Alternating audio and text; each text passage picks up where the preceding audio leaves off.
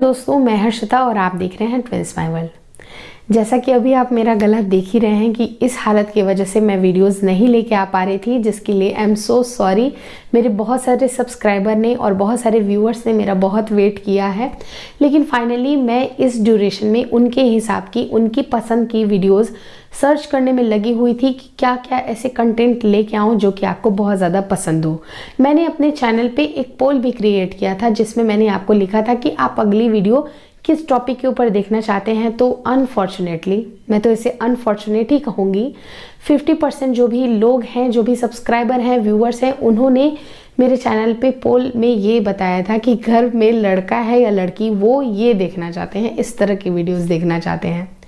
तो देखिए, पर्सनली मुझे तो ये वीडियोस नहीं पसंद है, क्योंकि देखिए अल्टीमेटली जो भी होना है वो लास्ट में होना है, और मैं तो कोई एक्सपर्ट हूँ नहीं कि जो मैं आपको ये बता दूँ कि 100% आपके यहाँ लड़का होने वाला है और 100% आपके यहाँ लड़की होने वाली है। बस कुछ वेबसाइट्स को देख के, कुछ ब्लॉग्स देख के, ओल्ड वाइफ टेल्स को देख के, अगल बगल लेडीज़ वेडीज़ से बात करके कुछ एक कॉमन फैक्टर जो नज़र आता है उस पर मैं बात करती हूँ, और उसको मैं आपको बताने की कोशिश करती हूँ कि ये संकेत आपके बेटे के हो सकते हैं और बेटी के हो सकते हैं। लेकिन मैं आपसे पर्सनली ये रिक्वेस्ट करूंगी कि मेरे अदर वीडियोस भी ज़रूर देखिए, क्योंकि यूट्यूब मैंने इसलिए शुरू नहीं किया था कि मैं जो मेरे इंटरेस्ट की चीज़ नहीं है वो मैं बताऊं।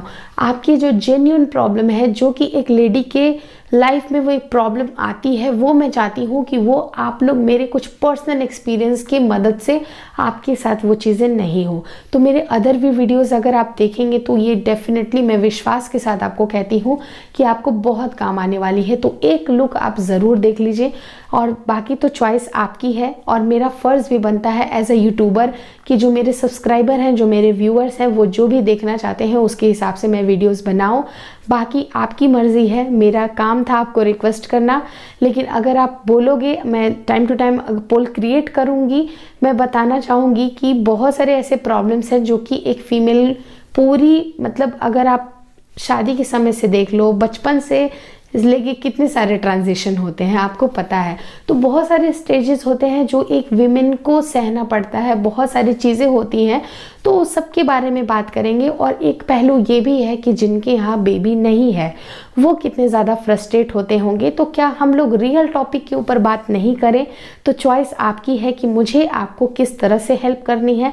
बाकी अगेन मैं आपको यही बोलूँगी कि पोल मैं क्रिएट करती रहूँगी। जैसे जैसे लोगों के जो भी रिक्वायरमेंट्स आते रहेंगे मैं उसी हिसाब से वीडियोस बनाऊँगी। तो ज़्यादा देर नहीं करती हूँ। बहुत सारे लोग इस चीज़ को स्किप भी कर देंगे और बहुत ज़्यादा लोग तो इस पर मजाक भी उड़ाएंगे, मुझे पता है, बट ये बातें बतानी काफ़ी ज़रूरी है, क्योंकि आप लोग मेरे सब्सक्राइबर हो यार। मेरे दिल की बात दिल तक ज़रूर पहुँचनी चाहिए। तो अब ये वीडियो शुरू करते हैं, जो कि बहुत ज़्यादा बेसब्री से आप लोग इंतज़ार कर रहे हैं कि मैं ऐसी कौन सी बात बताने वाली हूँ जेंडर प्रेडिक्शन के ऊपर। तो देखिए, जेंडर प्रेडिक्शन में बहुत सारे वीडियोस आपको दिख गए हैं, बहुत सारे वीडियोस बने हैं, भर पड़े पड़े हैं। लेकिन लोगों का ये मानना है कि जो आपकी प्रेगनेंसी टेस्ट की स्ट्रिप होती है उसकी लाइन अगर डार्क आती है तो आपको बेबी बॉय कंसीव होने के चांसेस होते हैं, या फिर अगर उसकी जो लाइन है वो लाइट आती है तो बेबी गर्ल। तो इसके पीछे क्या सच्चाई है उसके बारे में मैंने थोड़ी सी रिसर्च की है, वो मैं आपके साथ ज़रूर शेयर करना चाहूँगी, और जिससे कि आपका भी कुछ माइंड क्लियर होगा, आपके अंदर भी कुछ अवेयरनेस आएगी। सबसे पहली बात, आपको पता है कि जब भी आप प्रेग्नेंट होते हैं तो ऑब्वियस सी बात है कि हमारे शरीर में बहुत सारे ऐसे हार्मोनल चेंजेस होते हैं, और जिसमें एक बहुत बड़ा हार्मोन चेंज होता है जो कि उसे हम प्रेगनेंसी हार्मोन भी बोलते हैं, बीटा एससीजी। आप लोगों को पता है बीटा एससीजी के बारे में। तो हमारे शरीर में बीटा एससीजी ज़्यादा फ्लो होने लगती है।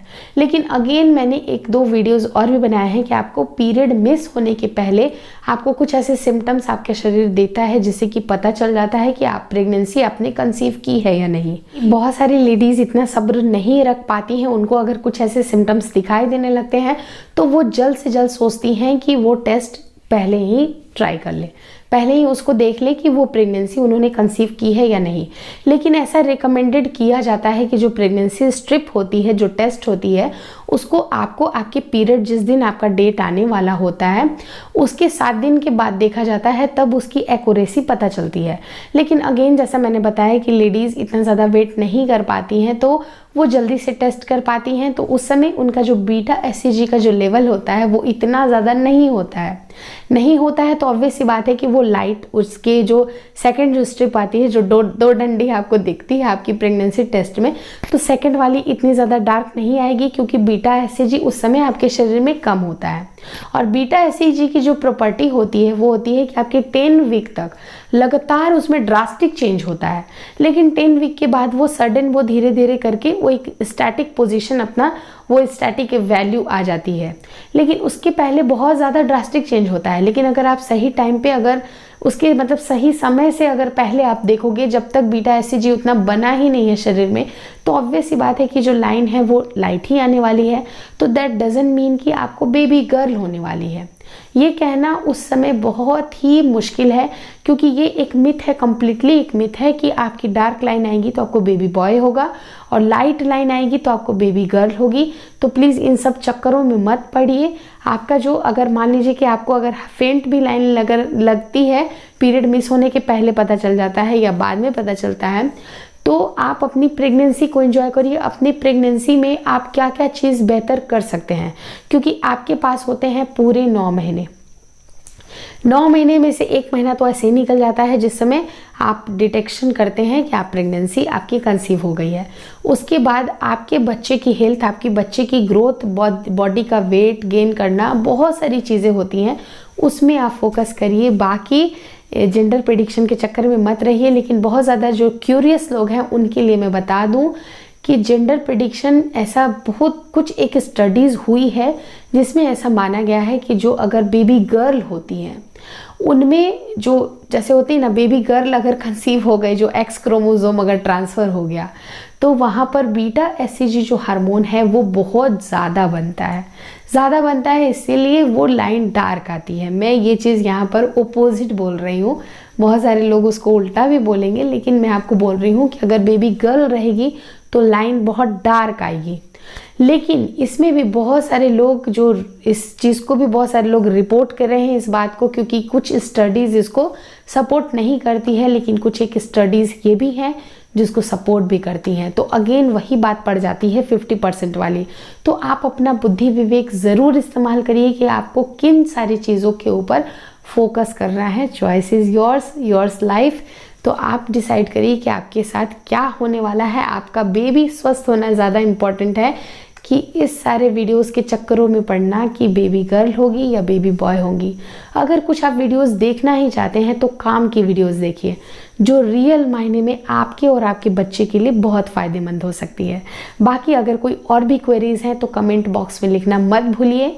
हाँ, थोड़ा गला ख़राब है, कोऑपरेट करने के लिए थैंक यू सो मच। लेकिन आपके मनपसंद की वीडियोज़ मैं लेती आऊँगी, इसका वादा है। वीडियोज़ काफ़ी आपको मिलेंगे और सारी जानकारियाँ देने की कोशिश करूँगी। कोई भी डाउट हो, कोई भी मन में दुविधा हो, तो please don't hesitate to comment.